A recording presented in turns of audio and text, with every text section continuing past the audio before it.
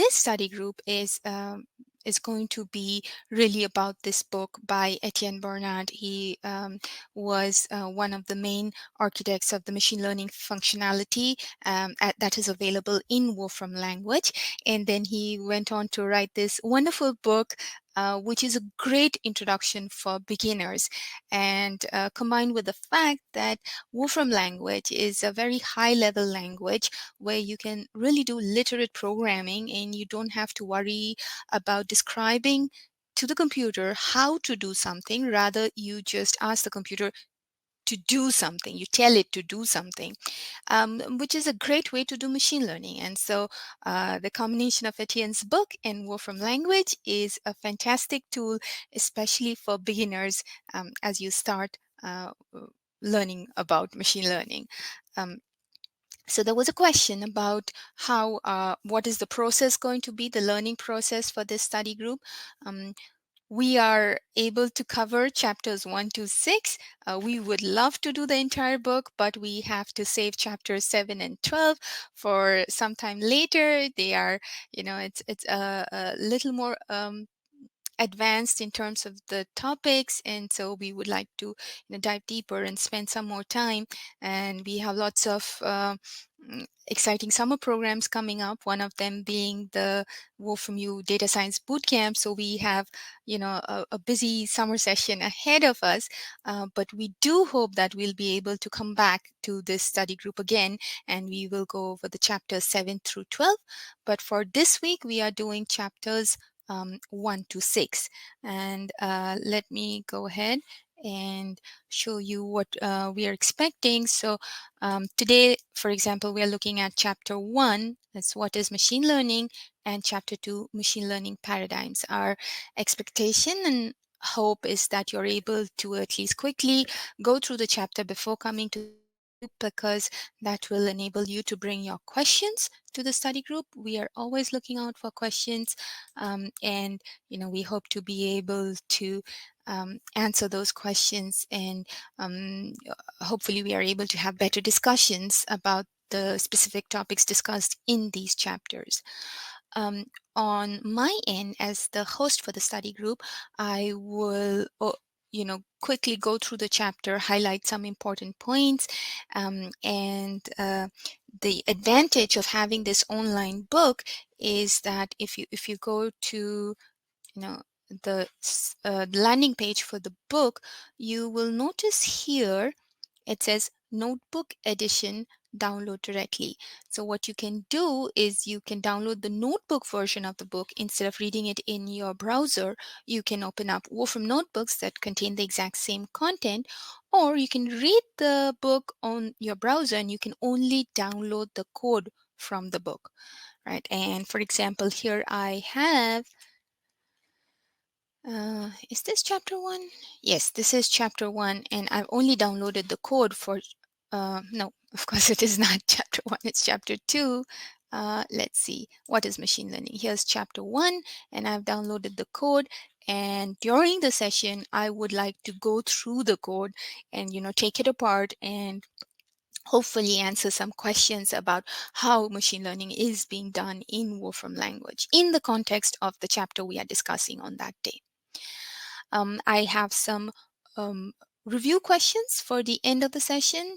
If you've been to one of our Wolfram U study groups, it kind of pops up on your screen. It's a multiple choice question, and you can pick the question that you think is the right answer, and then we can compare the answers that have come in and provide the right answer, or explain why the wrong answers are really wrong. So the first two chapters are rather simple. They don't have too many exercises, but going on from chapter 3, 4, 5, and 6, there are a few exercises at the end of each chapter. We are not going to have any sort of graded assignments, but we will try to go over some of these exercises in the session. So hopefully you'll find that useful. Okay, I see already lots of questions coming in, and Luke doing such a great job of taking care of all those questions. All right, so We will start with what is machine learning, and there was a fantastic question that came in from JJ right at the beginning, asking, could you please address the difference between machine learning, artificial intelligence, and deep learning? And glad you asked.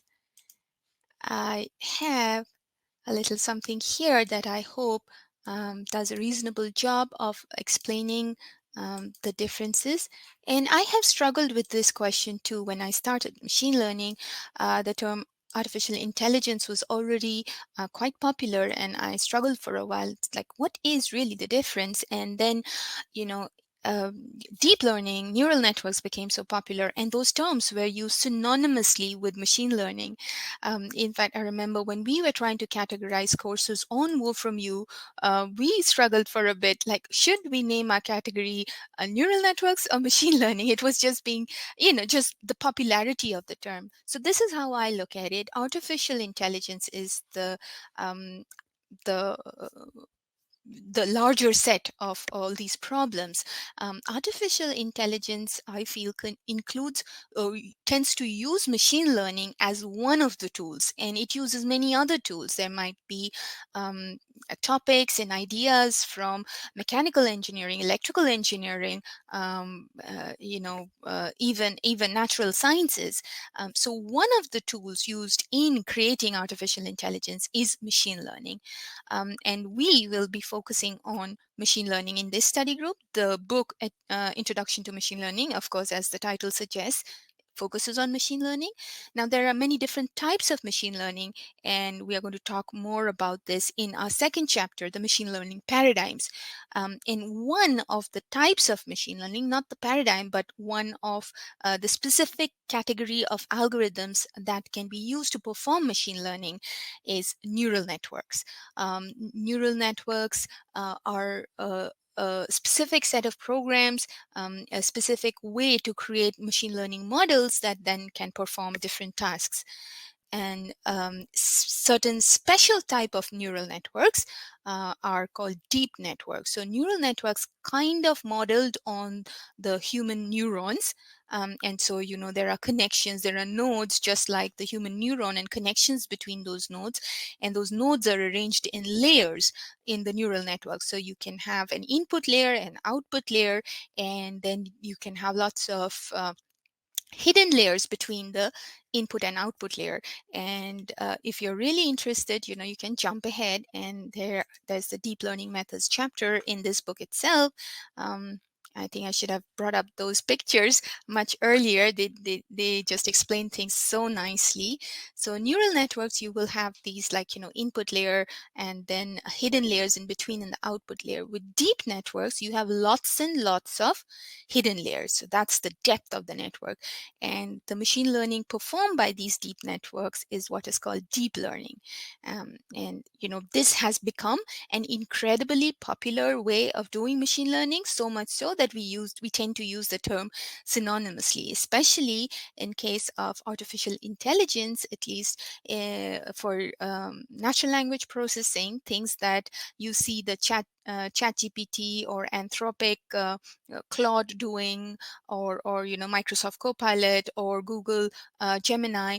All these are really using deep learning under the hood to create these large language models. And because they are just so popular right now, you often end up hearing these terms being used synonymously. But I hope this diagram kind of gives you an idea that deep learning is a subset of neural networks, which is a subset of machine learning, and which is machine learning is just a part of artificial intelligence. Okay, so now let's dive right into our first chapter, what is machine learning? So when you download the notebooks or just download the code, they are already evaluated. So in case you do not have access to Mathematica or Wolfram desktop, you will still be able to see. You will note here, let's see if I can improve the magnification. You'll note here the cell labels. They are like grayed out right now because I haven't run this notebook in my session. But once I start evaluating the code, you will see that the cell labels will change, and you'll note there is the in label and the out label. So those of you who are not able to run the code, you should still be able to see the output, hopefully. If not, you are of course able to see the output in the book itself, in the browser window right here. So you can still follow what we are talking about, and you can see on my screen as I share the notebook what is really happening with the code. So I'm going to take a quick look to see if there are any questions so far about what I have explained. So I do see Michael has a question mentioning that this graphic, you're finding the graphic a little confusing. I would say please don't try to spend too much time. It was just trying to provide context that yeah, the relationship is consists of artificial intelligence uses machine learning. Machine learning, a part of machine learning is neural networks, and a specific type of neural networks is deep learning. All right, so let's get back to this. So the first chapter talks about what is machine learning. Right. Before I jump in, I do have a few quick questions to understand at what level we should be beginning. So my question for you really right now popping up on your screen is which of the following best describes your experience with Wolfram language? And based on the responses we get from our group today, I will try to accelerate or slow down. I will try to figure out how much time we should spend on simpler things in the code, or whether we can skip over certain topics. All right, let me go ahead and share with you the responses I've received so far. Okay, so sort of a 50-50 break between beginners and intermediates in terms of your experience with Wolfram language. That's fantastic. We did hope, this book is directed at beginners. Our study group is directed at beginners. But having said that, we are still happy and we to have the experts in the group. We would love to welcome you. And if during the session, if you have some expert tips to share with our beginners, especially about using the language, that would be great. We would always welcome your feedback. All right, so that is about your experience with the Wolfram language. The other major component of this topic is, of course, machine learning. So if you wouldn't mind responding to the question, which of the following best describes your experience with machine learning? I can totally identify with Carl's comment. How much do you need to know about Wolfram to call yourself no longer a beginner? Personally, I feel never. I'll never move beyond the beginner status. But I guess for the purposes of this study group, as long as you can find your way around documentation and you can run code, I think that's you're good. You have worked with some code in Wolfram language. I think you have moved beyond beginner status. And for our beginners who have really have had no experience with the language, uh, um, I think you will still benefit from the study group. Please don't worry that a lot of the things we talk about is not going to make sense. Wolfram language is very intuitive, as our intermediate users or other folks who have been using the language for a while will share with you. It's very easy to pick up, and being a form of literate programming, you can see that it's doing whatever you are asking it to do. You do not as much have to step by step describe how you want to do things. And so I think with the examples in the textbook and in these notebooks that we'll be using, it should be very easy for you to follow what the code is doing. All right, so for machine learning, this is our response. So again, great, 68% beginners in machine learning, 31% intermediate, and then 1% expert. Probably you've been doing machine learning in another language. Hopefully we get your interest in using Wolfram language for machine learning. Fantastic. All right, so as the book mentions here, machine learning is a way to do programming with data, right? Instead of explicitly providing instructions, if this happens, do this, otherwise do that, right? Some sort of programming that you might have learned when you really started out with learning to program. Stepping away from it, what you end up doing is you have some pre-existing set of tools, for example, the Wolfram language function image identify, which has been shown a lot of images, many images and their labels. The program has already been shown that, and now you are able to make use of that pre-training that has been provided and encapsulated in this function to the point where you can just give it an image, all right, and you're not having to tell the program that, oh, okay, look out for, you know, these specific colors, look out for the curved beak here, for the eye here, to in order to label this image as a parrot. What ends up happening is this image identify function has a machine learning model working under the hood there, which has been shown lots and lots of images of parrots, not necessarily this image, but many other images of many other parrots, and it is able to match this image. It has learned from those images, and it is able to see this image and identify those features that it has learned from the other images, and it is able to provide a label that, hey, this looks like, and it goes pretty detailed here. It says this is an Amazon parrot. So if you want to run this code and you have the notebook there, or if you are not being able to download the notebook right away, you have Mathematica, you can just open up a brand new notebook, blank notebook.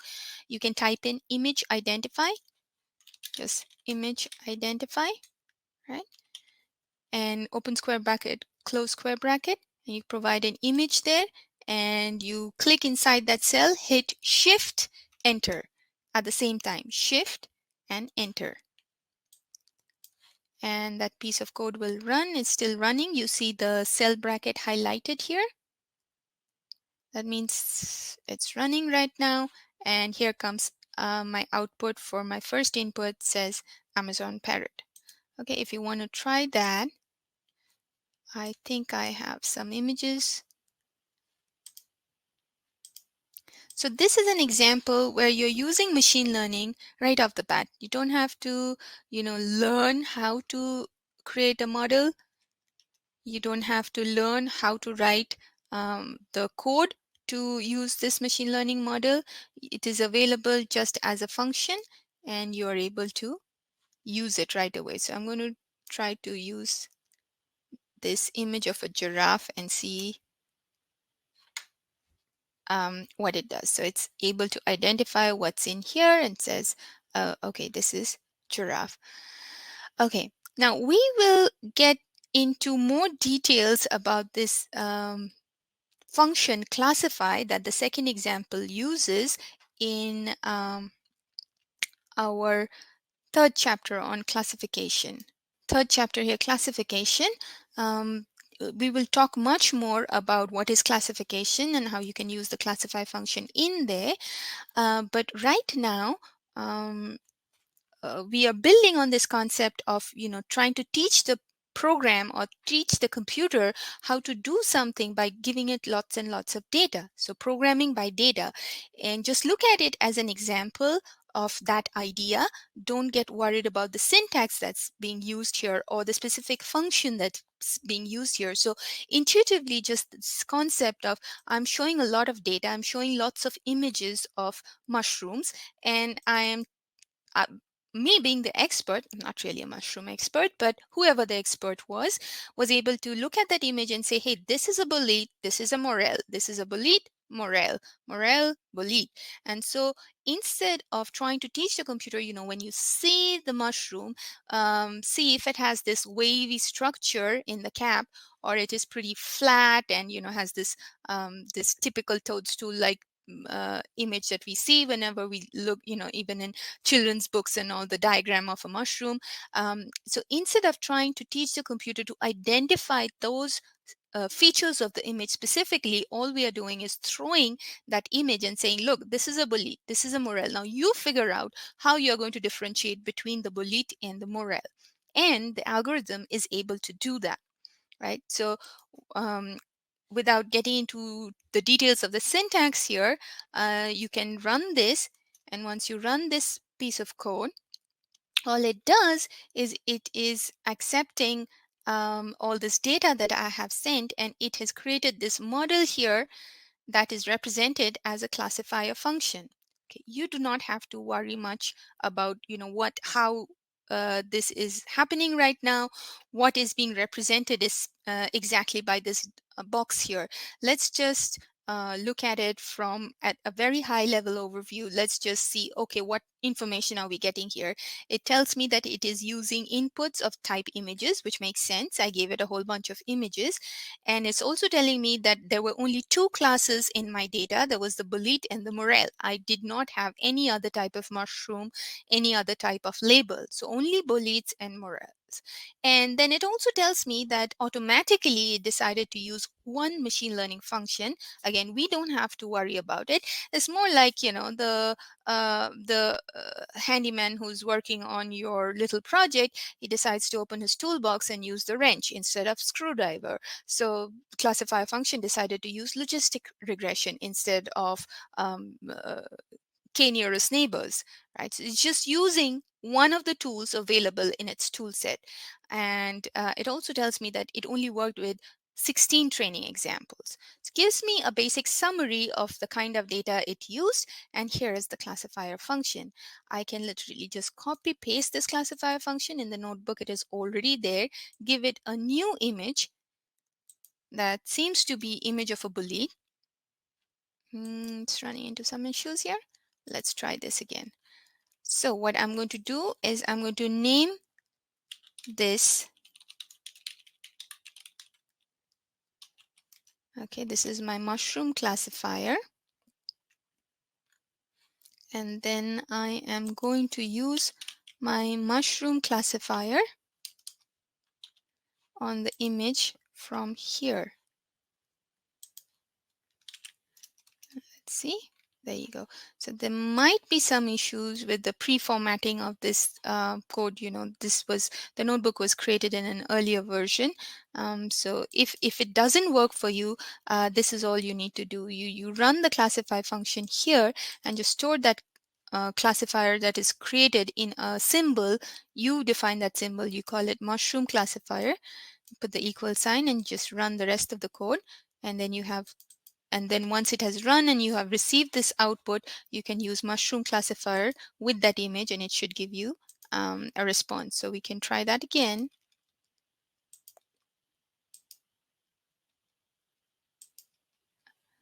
I'm going to use again here mushroom classifier. It should pop up once it has run, and it should come up in the autocomplete menu. And I can pick this image from here, which seems to be that of a morel, paste it in here between the square brackets, and I run it with Shift Enter.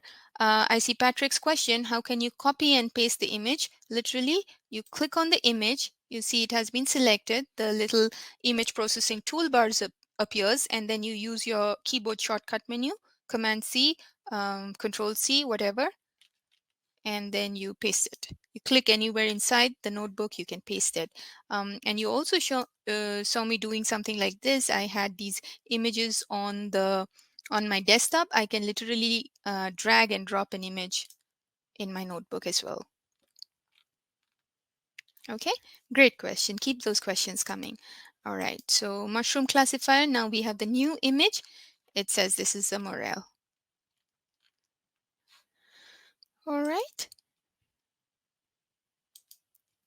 Okay. So in the notebook, in the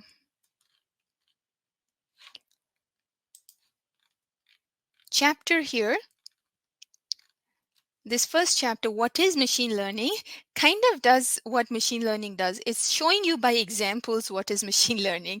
And so exactly what we do for machine learning, we show lots of data, and then we try to teach the computer to program with the help of that data. And so that's what this first chapter is also doing. It's just giving you examples of what machine learning can do. So image identification, as we saw in case of the parrot or the mushrooms, that is something machine learning can do, but it can also do a variety of tasks like identifying spam emails. So in your inbox, when a spam email gets labeled as spam, depending on whatever mail client you're using, it's kind of using a classifier or machine learning at under the hood there. And it has been shown lots of spam emails, and it has been shown normal emails, and it is able to make that call based on the content of the email, whether this is spam or not. Or um, whether you're doing something like forecasting stock prices or you're playing video games, you can show a lot of data and have a model that will make predictions based on the data that it has seen. Now, important to note that machine learning is not kind of a replacement for traditional programming. If there are certain things that you need to do, whether you want to do, very difficult numerical calculations or repetitive tasks of maybe generating reports and emailing those reports at the end of every week, it's not as if you can just drop in a machine learning model and it'll do that. You still need to use traditional programming. But there are many applications where machine learning can be used. So one really difficult task with machine learning has been to imitate human abilities, right? So, for example, it's very easy for us to look at a picture and identify, oh, that's a vehicle, that's a policeman, there's a pedestrian, there's a bike in there, a motorbike, and so on. But this has been hard for computers to do. But with the help of machine learning, we have been able to develop models that can actually detect objects in an image. So we have this example here in your chapter. You will just see that example. You won't really see the code behind it, but if you have the notebook downloaded, you can look at the cell bracket here at the extreme right end of the notebook. If you're following my cursor, you see I'm bringing it to the extreme right end. There is the first cell bracket, which is for this output. And then beyond it, there's a second cell bracket, which has this little notch at the top, which tells me that it is a collapsed cell. There is something behind it. And if I double click that cell bracket, I will have this code. Beginners, don't get discouraged with all the details of the code. Um, Allow me to show you how you can pull out just the simplest part of the code that you can experiment with. A lot of stuff in this code that you see here is dedicated to make this nicely formatted output for that textbook, right? You don't want to see all the details of the code behind what is being done here. But in terms of machine learning, what are we using? The machine learning function we are using is called image bounding boxes, right? So what we can do is we can triple click on the word image bounding boxes, and it is going to copy the piece of code that is relevant for this function.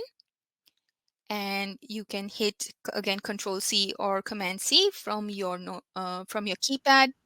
Hey, Abrita, Yes. I just had a quick question. So how can people have access to the book like in notebook form right there? Oh, right. So um, you click on the banner there. Let me show you again. So we are in this chapter. You click on the banner, you get to the main page of the book.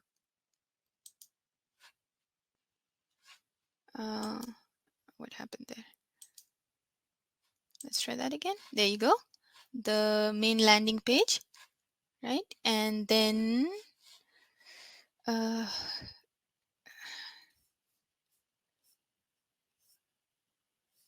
okay, let me cancel that.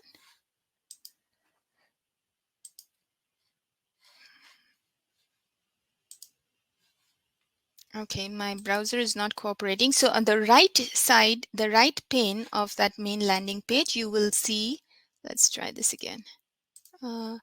You will see links to download the notebooks. So let's try it in a fresh tab. Here you see other versions, notebook edition download directly. Here is the zip being downloaded on my system. Or download the code from the notebook. If I click on that, it will try and download just the code. So whether you want the code or the notebook edition, that will be the notebooks of these same chapters here. I hope that helps. So I already have that, so I don't want it again. Yeah, that helps. Right. Thank you. Okay. So what I'm showing you on screen is actually just the code. I pulled out just the code because that's what I was interested in. Okay, so we are going to again triple click on image bounding boxes, copy it, and let's pull it out in the notebook here. Okay, and I'm going to paste it in here, and it says image, right? So image can be anything. I'm going to just use the image from the example. Notice here, this is a symbol name image, right? This could have been my image, this could have been temp, whatever. That's a variable name. And here in the code, that variable was being set to this particular image after doing some pre-processing on it. They were setting the size of the image to 250. Well, we could do all of that, but I want to use the simplest form of this image bounding boxes function. So I'm going to just delete image here and copy paste that image from the code in the notebook. So all I have done here is I'm trying to use image bounding boxes in its simplest form. I could even get rid of the acceptance threshold. Let me go with all the default values that the function might be using. So image bounding boxes, give it an image and run it, and it should come back with this information. It says person, and it tells you where the bounding box will be. The bounding box for this person is in the rectangle, and it gives you the coordinates of where the rectangle will be. And in the rest of the code here,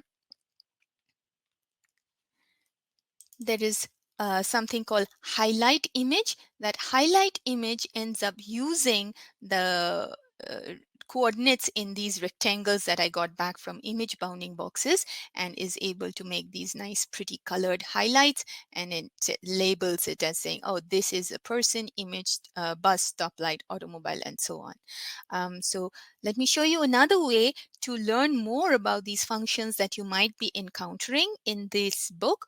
So if you have downloaded the notebook version, this is much easier. As you can see, once I'm hovering over the name of the function, I have this little pop-up, and if I click on the downward arrows, it says, okay, these are the ways you can use the function highlight image. But if I'm interested in more details, I click on the information icon, and here I have the documentation about this particular function. I can look at it, and it says, okay, highlight image. This is how I use it. If I say highlight image and I give it some inputs, the image, and then what sort of stuff I want highlighted, this is how it works. If you are working off the browser and you don't really have access to a notebook right now, don't worry. You can go to your browser and type in reference.wolfram.com. And the entire documentation is available online. So you can put in highlight image here, and you have that exact same documentation page here, and you can learn more about that function. All right. So machine learning, turns out, can do things like this. And how is it able to identify, oh, there's a person here, there's a bus here, there's a motorcycle here? It has been shown lots and lots of images where someone has outlined and said, okay, there's the person, there's the bus, there's the motorcycle.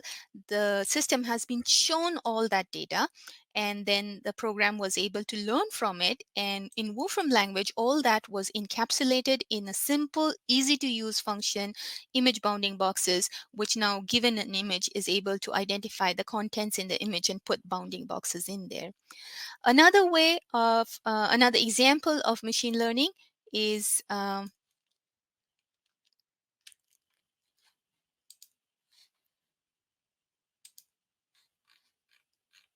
what we see here, enhancing resolution of images. So it's a pretty not great resolution for this image. You can actually use machine learning. It's not that I have a different version of the image. I actually Wolfram language was used to improve the resolution of the image, so it kind of filled in the gaps, or the information that it did not have. It filled in the gaps, learning from data that had already been presented to the model, and it was able to create a higher resolution version of the images. More examples you can see: there's translation of text, predicting which word might follow. So I'll be home for Christmas. I'll be home soon. I'll be home with my friend. So here is, they use the word cloud here to show which word has the greatest probability of following I will be home. You can determine sentiment from some text. So this is a sentiment classifier, something that you could probably use in the comment section of your blog to leave out negative sentiments and only include positive sentiments. So I regret buying these shoes. What is the predominant sentiment in this sentence? It's negative. You could transcribe audio and speech. Okay, so great fun examples. What do you do if you want to actually find out what Wolfram language function you could use to do these sort of machine learning tasks? Again, open up the code in the notebook here. So when you download the notebook, this is what you will see. Go to the extreme right end and double click on the outer cell bracket. You will see the code. Undeterred by the complexity in the code, look for where really is this text here. See, cat is on the mat. Text here. If you look closely at the code, here is text and here is a function. So this is a great advantage of using a high-level programming language like Wolfram language. The function names are so intuitive. You can look at it and you can figure out, that is the function probably that does text translation. So again, you can copy this out somewhere else in your notebook, paste it in there, type in your own text, and you can say, I want from English to French. And there you go. All right. So, if you have further questions about some of the examples that are shown in this chapter, you can post them on the Q&A pane. We will try to get back to you, but the major takeaways from this first chapter,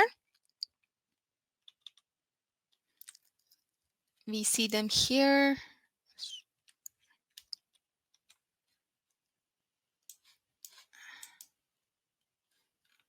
Trying to magnify my browser, but it's not cooperating with me right here. So at the end of the chapter, you'll have these takeaways, which provide useful, a nice useful summary. Machine learning allows for programming of computers using data instead of explicit instructions. Machine learning does not replace traditional programming, but only complements it.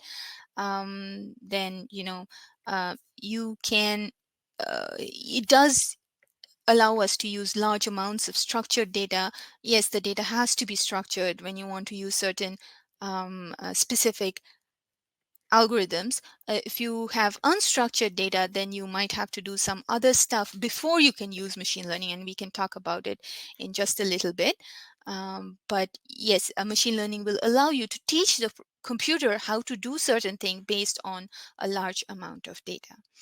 And then often when you get into machine learning, you will hear people in the community use very specific terms and assign specific meanings to those terms. So this vocabulary at the end of each chapter is a nice summary of what you really mean. What is unstructured data? What is structured data? What is difference between data, data set? What is an observation, which is a single element in the data set? What is an attribute or a variable is a characteristic of a data example.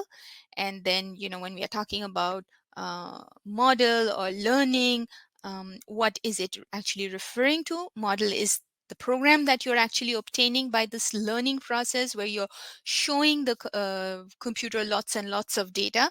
What is it ending up with? So image identifier is an example of a model, the program that was created by showing the computer lots and lots of examples of images and their labels.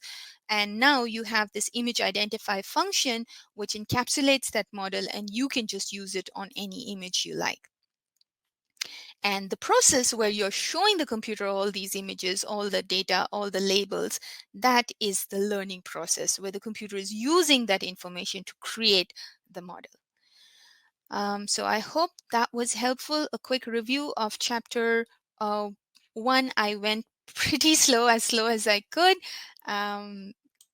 Knowing that we had a good number of beginners in the session, let's review chapter 2 right now.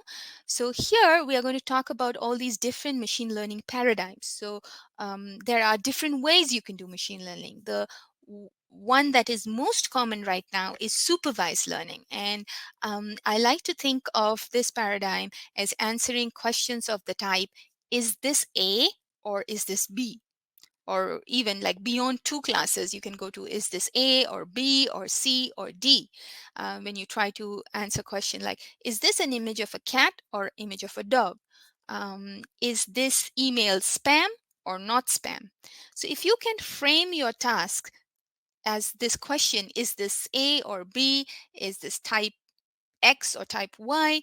You can use supervised learning, because for this all you need is labeled examples. You need lots of examples of emails that are labeled as spam, lots of examples of emails that are labeled as not spam, and you show it to the computer, and it is then able to create a model. When later on, when you show it an example of an image, it can identify it as spam or not spam. So you have to have this input output pairs. You have some input, and here's the output or the label that you have for that input. So examples, maybe you can try to predict weight from just age and sex. Maybe it won't work very well, but you could try that. That's just an example. So your data will look like this. This is the data set, right? And this is an individual observation. The age here, 4 years, and the gender here is individual features in that observation, and you're trying to predict the weight. Just an example, okay? In Wolfram language, you end up using for this sort of examples where you have a numeric attribute that you're trying to predict, you use the function predict. And the machine learning task is really regression, and we'll talk more about it in chapter 4. This we've already done, where we are saying we are looking at images of mushrooms and saying morel or bolete. So this is a nominal attribute, a label, a a string that you assign a category to that image. So this is what is known as classification, and we'll get into details of classification in chapter 3 tomorrow, right away. Here as well, right? Yes, we were predicting the rectangle here, but we could only do that because the computer had seen many images similar to this before, and it was able to identify in which part of the image we had the person. So this is also an example of supervised learning. Text translation, the computer has been shown lots of examples of English sentences and then given the French translation, and it has learned from that, and it's now able to do the translation on its own. So it had to be shown that data, right? So it is now able to give you the French translation. So you can sort of rephrase this problem as like, if I had cat is on the mat, the French translation for it, is it le chat sur le tapis, or is it I don't know how that works, but I am going to try that out here.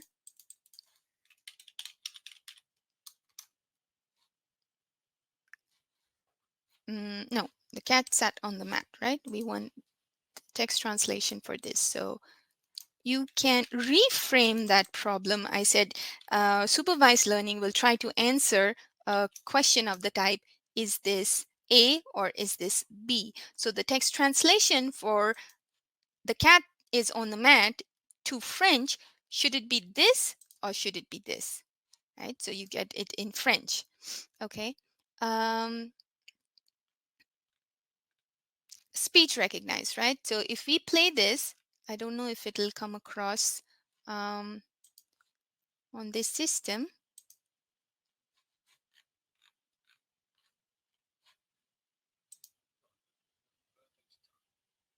right? So the system has been shown this sort of audio signals, and for that first part, right then, right? That the interpretation of that audio signal is this text. Is it right then or is it right now? Right? So it makes that sort of a decision, answering the question, is this right then or right now? It chooses right then, and it gives you the transcript of that audio piece that you heard. So right then, perfect timing. Now, supervised learning is easy to do. You have all this labeled data, but labeling data is expensive. You need that expert input. You need, if you were trying to use supervised learning in a medical situation where you have many x-rays and you're trying to automate the process of labeling the x-ray, I don't know whether it has a fracture, it's showing a fracture in a bone segment or not. If you're trying to automate the task, at first you will need to have lots of labeled x-rays where an expert radiologist has actually labeled that, yes, this is showing a fracture, this is not showing a fracture. And you need to use the expertise of that person, the human being, or maybe some other sophisticated computer simulation to get that label.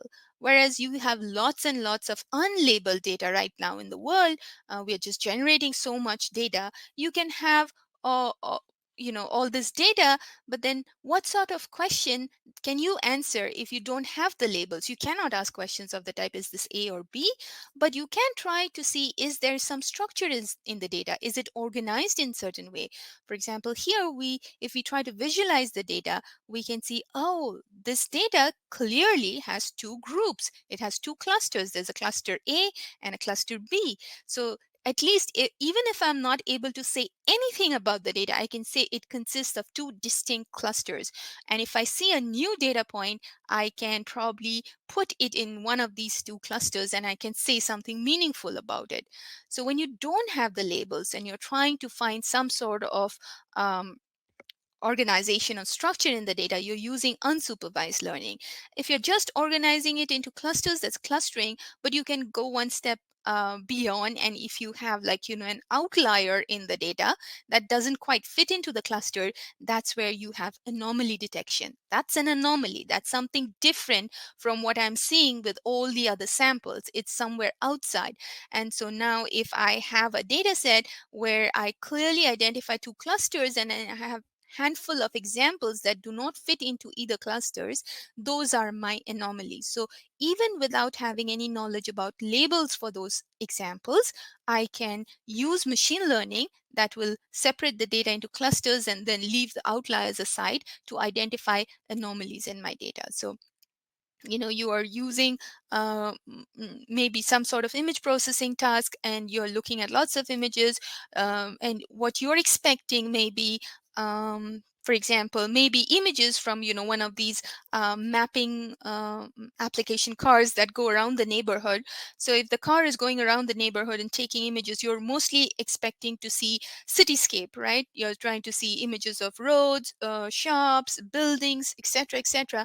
And then in pops some sort of a wildlife image, which then the program is going to have a lot of difficulty processing because it doesn't fit in with the other images you have seen. So that's an anomaly, and you could use machine learning to find the anomaly, the image of the wildlife, especially post-COVID. We had images of wildlife in cityscapes during COVID, but now thankfully we shouldn't be seeing that. And the system is then going to be able to use machine learning, specifically anomaly detection, to identify the anomaly in the data set. Um, Beyond that, you can also use machine learning to do something like dimensionality reduction. Let me explain a really simple example. You have these images of the flags of the different countries in the world, and each of these images have certain specific features. You can think of the colors represented in the flag, whether they have the horizontal stripes or whether they have the vertical stripes, or whether they have some other distinctive feature, which where the flag is not even a rectangle, right? So there are all these many features beyond just two basic features like width and height, maybe. What can you do to incorporate all those features into a nice visualization that gives you an idea how the data is laid out in feature space? So what you can do is you can extract the features from the data and then reduce the dimensionality. You might have 10 different features in your data, but you reduce the dimensionality to 2. So you have only 2 features. If you have 2 features, and preferably numeric features, you can treat them as coordinates in the coordinate system, and you can treat them as xy coordinate values, and you can plot it in a two-dimensional plot, and you can see the data now spread out in this two-dimensional version of the feature space. And we can see already it does a great job of organizing the data.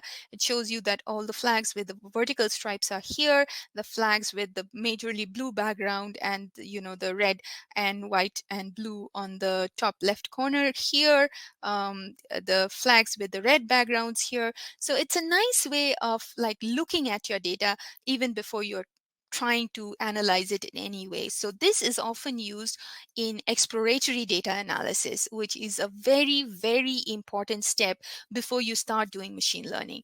You have your data, it's always a good idea to explore the data, to make some visualizations, get some statistical summary of the data, and try to, in general, understand what your data has before you jump right into machine learning. Okay, now beyond these basic paradigms, supervised machine learning, unsupervised machine learning, we have reinforcement learning, which is another classic learning paradigm. But in the first few chapters of this book, of this study group, we are not really looking into reinforcement learning. If you have further questions about it, feel free to post them either in the chat, or we also have the community link here. If you have specific questions, please go ahead and post them on community, and we can talk a little more about it, but we won't spend too much time in the live sessions on reinforcement learning or active learning, things like that. So beyond the three major paradigms, we have sort of combinations of these paradigms. So we have something called semi-supervised learning, where you have both supervised learning and unsupervised learning. So maybe you have this nice labeled data set, but it's really tiny, but you have a huge amount of unlabeled data. What you could do is use supervised learning to train a model on the labeled data and then start generating labels for the unlabeled data, right? And then incorporate those new data points with the generated labels into your training set and repeat the process, right? So you kind of augment your data set. You start out with a small set, but then you use the unlabeled data and use them as part of your training data. So that is semi-supervised learning, and we can do that. And then there are some other versions here that we talk about, kind of um, so online learning kind of also along the lines of semi-supervised learning is that there's this incessant stream of data, and you're incorporating all the new incoming data in the future batches of learning. So that's online learning. And then active learning, similar to reinforcement learning, where you're taking input from a teacher. So the machine learning model, the system itself tries to do the prediction. In case there are really difficult problems, it has access to a human expert or another sophisticated computer algorithm that it can then use to make sure it is actually predicting the right answer. Um, And then we finally have transfer learning, which is very, very popular right now. So you have this pre-trained model, which was trained on a tremendous amount of data. Not all of us have access to that data set, that we don't have the luxury of using so much data. But what we can do, if somebody has taken the pains to create a model on that huge data set, we can download that model, especially if we have access to things like the Wolfram Neural Net repository, which is a public collection of neural net models. You can download that model, and then you can modify it and train it on your tiny little data set. So you're taking advantage of what other folks have done, of this really rich model, and you're customizing it, you're fine tuning it to work on your own data set. And then you try it on your own data, and now you have a custom classifier that you've transferred the knowledge that the model has gained from the huge data set to your own particular smaller tasks. So this is transfer learning, and it is incredibly popular. Rarely, especially from applications point of view, rarely do you have to build your own neural net model from scratch. Most of the time you can use an existing model and perform transfer learning to take advantage of that model. All right, so again, pay attention to the takeaways here and the vocabulary. Hopefully that is helpful. If you have further questions, bring them to our session tomorrow and day after. We will wrap up our session today with some review poll questions. I hope that will help you uh, help reinforce some of the topics we talked about. If you have any feedback for us about what you like, what you didn't like about the session, definitely go ahead and provide that feedback in our survey. We'll take a look at it every single day, and we'll try to adjust some parts of the session based on your feedback. But we would definitely try to help you in a way that really allows you to learn more about machine learning with the help of this wonderful textbook we have and the code that you can easily run in the Wolfram Notebook environment. So let's do a few quick poll questions here. We're starting with a question about explaining machine learning. Which of the following do you agree with? 80% agree with the fact that, or agree with the option, machine learning complements traditional programming but cannot replace it. That is indeed true. There are many tasks that for which you will need to use traditional programming. Machine learning, so it has become so popular that often we run into in some places I have encountered machine learning being kind of the hammer, and then folks are just looking for the nail. So if you think you can just use machine learning for any sort of problem, that would not be the right approach to using machine learning. While it's very, very powerful, there are still lots of problems that can be solved without machine learning, and you're better off just using traditional programming approaches for that. So this time, I'd like you to choose the statement with which you disagree. Which of the following do you disagree with? Machine learning can be thought of as a way to do programming or to program there's a typo there, to program the computer using data instead of explicit instructions. Machine learning allows for use of large amounts of structured data. Machine learning can be used only by expert programmers because it's really complicated. Machine learning can be used for any type of data: numbers, text, images, audio, video, etc. So I'm looking for the option that you disagree with. Excellent. I'm glad to see 94% do not agree with the statement that machine learning can be used only by expert programmers. I hope we've seen already examples in our notebook today where you can easily use machine learning when you start using Wolfram language. You can use the power of machine learning to build your own models, or even use more complicated models, more advanced models that have already been created for your own task. So definitely any beginner can use machine learning, especially if you're using Wolfram language. So here's an example of a task that you might be asked to do. You have a bunch of images and you need to automatically label the image as being image of a scene during the day or a scene during the night. Which approach will you opt for? So this is a good place to make that decision. Does this task need machine learning, or can you really just do it with traditional programming? When I formulated the question, I thought it was going to be a slam dunk. It's obviously in images of day and night. I'll have labels. I have lots of data. I'm going to teach the computer with the help of label data. This is a machine learning problem, right? But then when I posted it right now, I realized that if there are folks coming from areas like image processing who have been just working with images using traditional programming for a long time, you might think, well, I can just write a program to do that. I can analyze the pixel values, and I can, based on the maybe the average color of the pixels, I can make this call. And that is indeed true. But I was going for the angle where, you have lots of images and labels of day or night, and that would make this particular task amenable for machine learning rather than traditional programming. You don't want to write explicit instructions as to what the program should be looking for in the image. Rather, it should just learn from the data. Going along with that same question now, I'm trying to be more specific. So we've decided we are going to use machine learning.